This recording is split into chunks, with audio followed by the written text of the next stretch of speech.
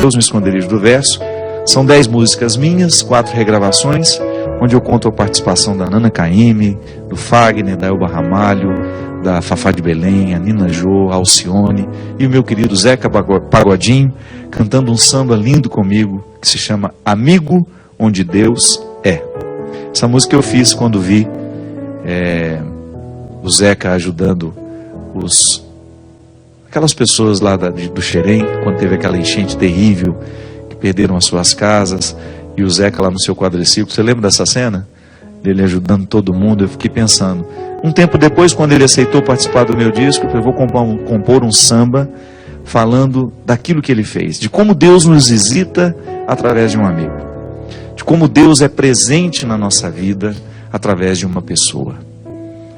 Quando nós encarnamos o amor de Deus, minha gente, a gente se torna este amor na vida dos nossos irmãos. Isso é fantástico. Você pensar que sentir-se amado gera um comprometimento em você. O fato de eu saber que eu sou amado por Deus, que Deus age com misericórdia comigo, Ele me pede esse resultado também, é que eu ofereça ao outro um pouco desse amor que Ele me dá. Que eu não negligencie a minha oportunidade de passar pela vida do outro, oferecendo-lhe o meu gesto caridoso, a minha palavra construtiva, o meu amor fraterno. É assim. A comunidade dos Atos dos Apóstolos, as pessoas identificavam que ali o cristianismo estava presente por isso. Porque naquela época o cristianismo não era permitido como nós temos hoje. Hoje nós podemos falar de Jesus. Eu posso ter esse programa aqui, a Canção Nova fica 24 horas no ar, anunciando Jesus às pessoas, anunciando a boa nova. Naquela época não. Eles eram proibidos. E sabe como eles se reconheciam? Quando eles percebiam que naquelas comunidades existia amor, fraternidade, justiça, os valores do Evangelho. Valores que nós precisamos resgatar diariamente, porque a sociedade está cada vez mais descrente, negligente em relação a tudo isso. Olha a corrupção do nosso país. A cada dia uma notícia nova. A cada dia a gente fica surpreso, surpreendido. Meu Deus do céu, parece que essa corrupção não tem fim. Puxaram o fio do novelo e agora o negócio vai desenrolando, desenrolando, desenrolando. Cada dia nós temos o contato com uma situação que nos envergonha e, sobretudo, que pode correr o risco até de nos revoltar. E nós pensarmos que é o dinheiro nosso, que deveria estar voltando para, através de um sistema de saúde, onde os nossos filhos pudessem ser atendidos, onde as pessoas pudessem fazer as suas cirurgias. Tantas pessoas nas listas de esperas que não terminam mais para fazer um exame. Uma suspeita de câncer de seio, de mama, não tem como fazer, porque não tem condições financeiras para pagar o exame, e muitas vezes não temos o sistema de saúde, a oportunidade de fazer lá. Aí a gente vai vivendo esses desconfortos diariamente, a gente vai esbarrando nessas negligências diariamente. O mundo, essa corrupção, essa violência que toma conta do mundo, por onde hoje você liga o noticiário e você vê a violência cada vez mais presente nas sociedades. Como é que nós vamos quebrar isso? Nós acreditamos no poder do Evangelho. Nós acreditamos no poder que essa palavra tem de fazer bem a quem está ao nosso lado. A quem escuta e quem está ao lado de quem escuta. É a transformação que nós podemos fazer. É a transformação silenciosa. Até essa semana, você que me acompanha sabe a confusão que eu enfrentei quando eu disse que a união civil entre pessoas do mesmo sexo não era uma questão religiosa. Muita gente ficou dizendo que eu estava a favor do casamento dos homossexuais, ou melhor, eu não. Estava dizendo que eu disse que a igreja permitia, que a igreja não podia dizer nada, que a igreja tem que aceitar o que aconteceu ali. O grande problema é que às vezes os jornalistas pegam o que a gente escreve ali e fazem uma notícia de acordo com o desejo deles, hoje em dia é muito difícil. A manchete, você vê a manchete lá no Twitter, publica lá, fulano de tal, papapá. Você vai ler, não tem nada daquilo que foi explicitado na manchete. A manchete é para chamar a atenção. E isso aconteceu comigo. Eu me retratei lá, que eu achei que era importante fazer a distinção. Eu distingui as atribuições da igreja e do Estado. que são necessárias demais para nós compreendermos. Essa questão da união civil entre pessoas do mesmo sexo, que a gente nem chama isso de casamento, nós chamamos isso de um contrato. O meu amigo, o padre Mário Marcelo Coelho, que é um moralista, ele disse uma coisa muito sábia. Ele falou assim: a igreja tem leis que ela tolera. A lei a lei do divórcio é uma. A lei do divórcio está aí, ela foi aprovada pelo Estado. A igreja não teve como impedir a lei do divórcio ser aprovada. Por quê? Porque era uma questão que competia ao Estado. Quem é o Estado? É a presidente da República, são os senadores, os deputados federais, estaduais. São essas pessoas que nós elegemos que vão fazer as leis do Estado. Quem faz as leis do Estado não são as leis, não é a igreja. A igreja cria as leis que ela estabelece para nós que somos crentes. O Estado pode autorizar o que ele quiser, mas não deveria ser uma lei para nós cristãos. Não é a carta aos Gálatas que diz que a lei que nos rege é a lei do coração? Pois é. Nós precisamos converter as estruturas que geram a sociedade. O agir cristão é muito mais profundo, minha gente. Porque essa independência Estado e igreja é importante que tenha. Eles se relacionam, eles conversam. Mas a gente também não se ilude, não. O Estado, quando quer ouvir a igreja, não é muitas vezes porque quer fazer prevalecer os valores que a igreja prega, não. É por motivos eleitoreiros. Tem muito líder aí de igreja que representa um verdadeiro perigo para o Estado. Por isso, uma certa conveniência no trato. Muito embora hoje nós tenhamos alguns pastores evangélicos que batem de frente com o Estado, não tem medo. Por quê? Porque a gente sabe que para o Estado, ele não quer criar indisposição com aquele grupo religioso, sobretudo porque o país é um país religioso.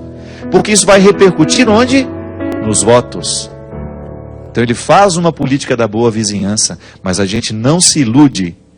Muitas vezes, as estruturas do Estado são naturalmente pecaminosas. Por quê? Porque as pessoas que estão lá são naturalmente desenraizadas de todo e qualquer preceito religioso que seja favorável à vida humana, por exemplo. O aborto não entra em questão para nós. Nós não temos a menor possibilidade de dialogar sobre o assunto. É um valor absoluto. E sobre essa questão não há conversa. Agora, fica nas mãos do Estado. Por mais que a gente diga, por mais que a gente grite, por mais que a gente se manifeste, o Estado pode decidir. É por isso, minha gente, que nós precisamos pensar muito bem em quem nós elegemos. Nós precisamos pensar, respeitando essa autoridade que o Estado tem, a gente precisa colocar homens de bem, caráter. Essa corrupção que nós estamos enfrentando no país é lamentável. Por quê? Porque ela é promovida pelo Estado, pelas pessoas que em nosso nome gestam o país, pelas pessoas que estão lá, aquele grupo de corruptos que está sendo investigado, aquele grupo de pessoas que estavam roubando a Petrobras, os caixas públicos sendo esvaziados por pessoas que foram eleitas por nós e nomeadas por pessoas que foram eleitas por nós. Então, a estrutura cristã, ela perpassa aqui na consciência. Nós temos deputados que nós acreditamos, foram eleitos apresentando-se como cristãos. Que bom! Nós queremos sim ter homens de bem, que tenham condições de fazer esse país ser mais justo, que tenham condições de fazer o país ter condições de caminhar para essa justiça social que tanto faz falta nos nossos dias. E aí nós vamos fazendo essa transformação silenciosa em nós. Você sabe o que eu fico pensando? Com todo respeito a você que me assiste, longe de querer fazer um julgamento, mesmo porque não cabe julgamento aqui. Isso é apenas uma reflexão. Você, por exemplo, você fica assustado com a corrupção. Mas quando você tem um poder, quando você tem a oportunidade de administrar alguma coisa, com que lisura você administra isso? Às vezes a gente vai na prefeitura porque a gente precisa fazer um determinado reconhecimento de área lá do nosso terreno, uma planta. Vivi outro dia essa situação. A oportunidade que você tem de chegar lá e de fazer uma proposta indecorosa para você poder ter facilidades na autorização daquilo é grande. E o outro que está do outro lado do balcão, que tem autoridade para isso, também pode cair na tentação de viver essa pequena corrupção. A gente pode até pensar, mas não vai fazer diferença, o país já é tão corrupto. É por isso. É por isso. Quando a gente faz a distinção Estado e Igreja, não é que a gente está dizendo que nós não participamos do Estado, não é não. Mas antes, nós temos uma lei que é superior à do Estado, que é a lei do coração. Não tem ninguém me vigiando. Eu não estou sendo vigiado pelo Estado, mas eu sou cidadão de outra atmosfera. Eu sou cidadão do céu. É a cidade celeste, como na obra de Santo Agostinho está especificada de maneira tão bonita. Cidade de Deus, que não é o filme não, viu? Eu sou o cidadão do infinito, já dizia o Padre Zezinho. A cidadania que eu carrego é uma anterior, e por isso eu sou um bom cidadão aqui no mundo.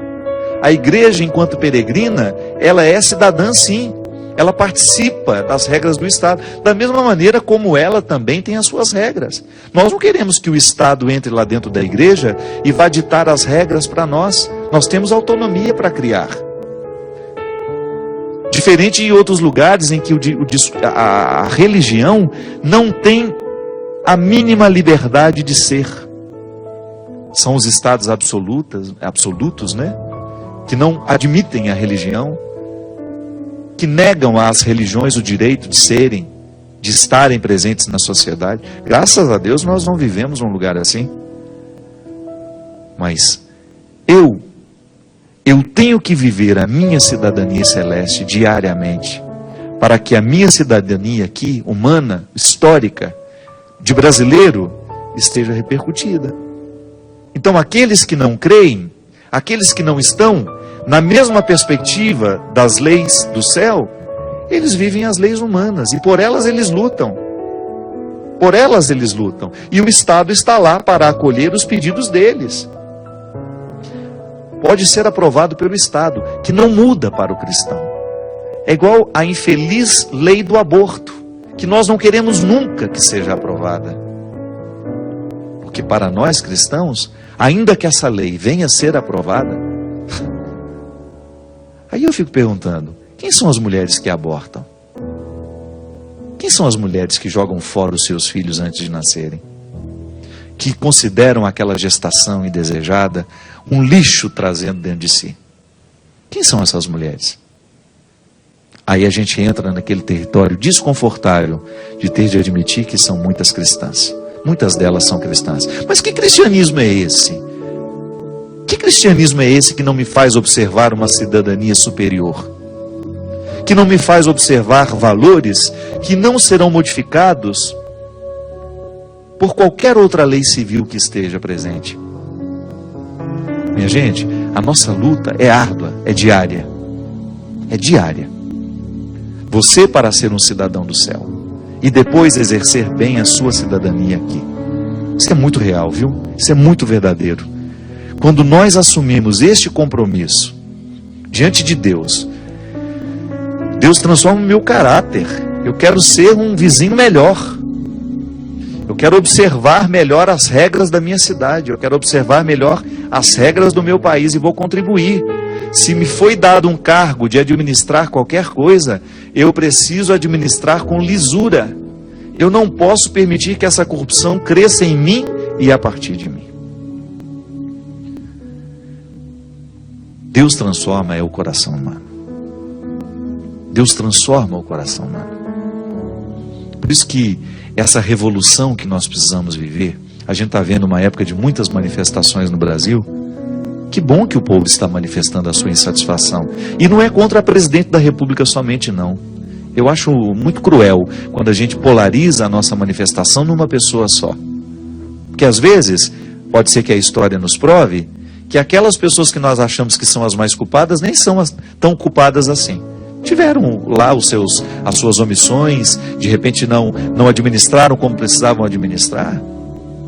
Mas nós precisamos protestar contra a estrutura que está cada vez mais ruída em valores, minha gente, que são altamente que estão negligenciados, e por serem negligenciados, provocam um prejuízo social terrível, que para mim, a coisa mais abominável que pode haver numa sociedade, é o pecado social mais cruel que pode haver, chama-se corrupção, injustiça.